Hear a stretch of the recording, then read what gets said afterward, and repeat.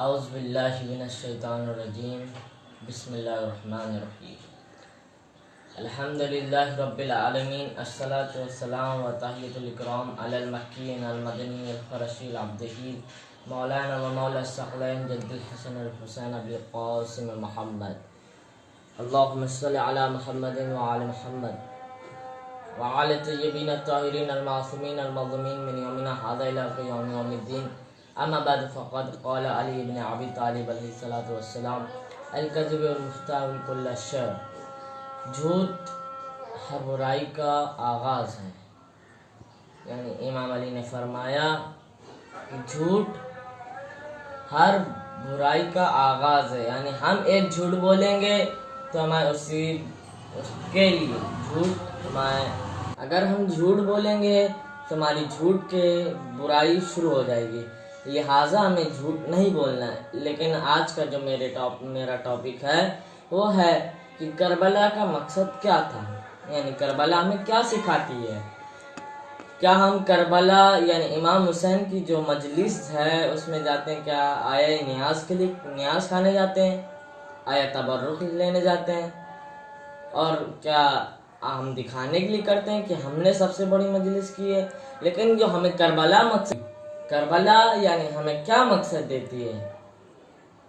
کربلا یعنی ہمیں کیا درس دیتی ہے؟ ہم عزاداری کرتے ہیں کس لیے کرتے ہیں؟ کیا دکھانے کے لیے؟ کیا اچھا آپ جانتے ہیں کہ امام حسین کا میں بہت بڑا عاشق ہوں. تو ایک سوال کرتا ہوں. پہلے چھوٹا سا واقعہ سنا دوں کہ ایک آیت اللہ تھے جو امام حسین کو بہت چاہتے تھے اور کربلا کو بہت چاہتے تھے. یعنی وہ ایران کے تھے، یعنی ہوں گے کہیں اور کے، لیکن وہ اتنا امام حسین کو چاہتے تھے کہ کہتے تھے آقا میں آپ کے لیے جان دے دوں گا اگر آپ ایک اشارہ کریں. لیکن امام حسین بہت کہتے تھے، مطلب وہ بہت کہہ رہا تھا. وہ آیت اللہ تھا، اسی لیے امام حسین اس کے خواب میں آتے ہیں اور کہتے ہیں تم میرے بہت بڑے عاشق ہو نا. تو جب امام حسین ظہر کی نماز پڑھ رہے تھے کربلا میں تو اس کو وہیں پہ کھڑا کر دیا. جو تیر آ رہی تھی اس کو بچانے کے لیے. تو اس کو جیسے ہی تیر لگنے والی تھی وہ جھک جاتا تھا. امام کے کبھی بازو میں پیوست ہو جاتا تھا. دیکھیے عاشق امام حسین کیسے ہوتے ہیں، ایسے کہ ہم ان کا ذکر کرتے رہے زبان پہ لیکن کوئی اثر نہ ہو. جب امام حسین کا مقصد ہمیں کیا دیتا ہے، یعنی جب تک کہ ہمارے پاس نماز ہی نہیں رہے گی تو ہم عزاداری کیسے کریں گے. یعنی عزاداری کرنے کا بھی ایک اصول ہے. یعنی ہم آیا کہ ہم اس رسم کو نبھا رہے ہیں، عزاداری ہم کرتے آ رہے ہیں تو یہ رسم نہیں ہے عزادار ہوں. اور یہ اگر رسم کے طور پہ کر رہے ہیں تو یہ بہت ہی بڑا گناہ ہے. یعنی امام حسین اپنا سر دے گئے تو کس لیے دے گئے؟ اپنے بہن بیٹیوں کو بازار میں کیوں گھمایا؟ کوئی تو ان کا مقصد ہوگا. لیکن نہیں، امام حسین کا مقصد یہ تھا کہ اپنے نانا کے دین کو باقی رکھنا ہے. اپنی ماں بہنوں کی چادر کو دے کے اور آگے کی جو آنے والی ہے ماں بہن ان کو چادر یعنی بے پردہ باہر نہیں نکلنا ہے. تو امام حسین کا یہی مقصد تھا کہ دیکھو عزاداروں، مطلب میرے چاہنے والوں، کبھی بھی تم کسی سے لڑائی مت کرنا اور کبھی بھی تم نماز کو ترک نہ چھوڑنا، مطلب ترک نہیں کرنا. امام حسین کا یہی مقصد تھا کہ دیکھو میرے چاہنے والوں، ایک بات کو یاد رکھنا. مطلب میں ان کی پیاس کو یاد کر رہا ہوں کہ امام حسین نے کہا تھا کہ دیکھو جب بھی ٹھنڈا پانی پینا تو میری پیاس کو یاد کر لینا.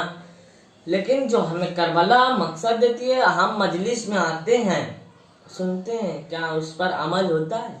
مولانا کئی ہزار روپے میں آئے لیکن انہوں نے کیا بتایا آپ کو، وہ آپ کو یاد ہے؟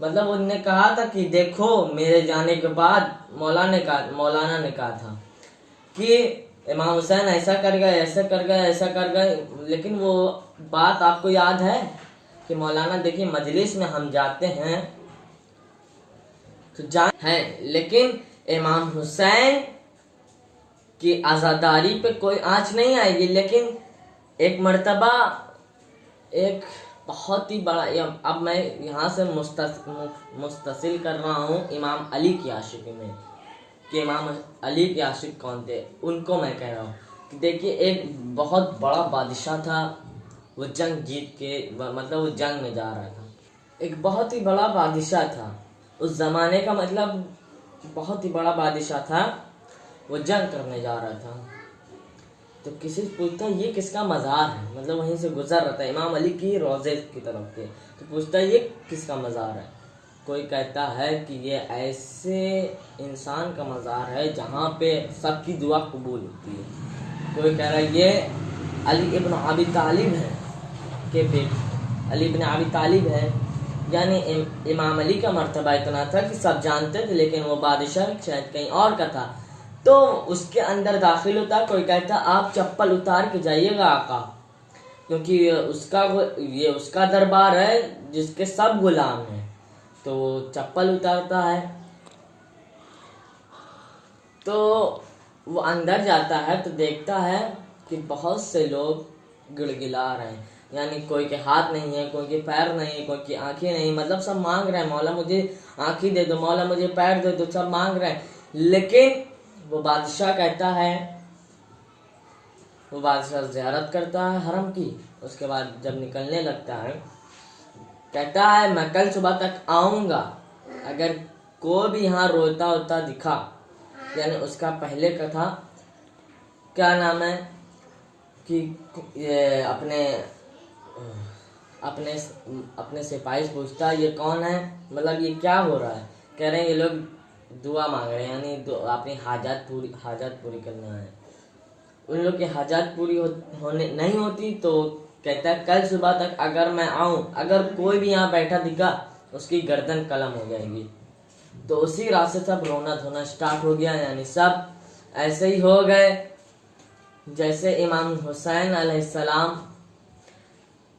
یعنی ایسے سب ایسے رونے لگے، یعنی اس حرم میں ایسا شور برپا ہو گیا کہ کل صبح تک اگر کسی کا سلامت کوئی نہیں رہا تو اس کی گردن اڑا دی جاتی، تو صبح ہوئی تو آتا ہے وہ کیا دیکھتا ہے کوئی ہے ہی نہیں، مطلب سب ایسے ٹھیک ہو گئے، تو وہ صحابی پوچھتا آقا آپ نے یہ کیا کر دیا، ایک ہی سیکنڈ میں سب کو آپ نے بلندی پہنچا دیا، سب کو ٹھیک کروا دیا، کہا ان لوگ اتنی دن سے اتنے مہینے سے بیٹھے تھے، ان کو مانگنے کا طریقہ نہیں تھا، یعنی وہ بادشاہ وہ بتا گیا، دیکھو امام حسین کے امام علی کے عاشق ہو تو عاشق بن کے رہو، ایسا مطلب یعنی ہم امام علی کا نام لیتے ہیں یا علی مدد، تو یا علی مدد کہنے بھی اس کے دل میں ہونا چاہیے، وہ پاکیزہ ہونا چاہیے، وہ انسان کے طور پہ انسانیت اس کے اندر زندہ ہونا چاہیے، تو میں متصل ہوا تھا کربلا، مطلب اس سے کربلا، یعنی کربلا ہمیں کیا دیتی ہے، جب کربلا میں ایک بھائی کا قصہ معلوم ہوتا ہے، کربلا میں ایک بہن بھائی کو سوار کرتی ہے، لیکن آج کے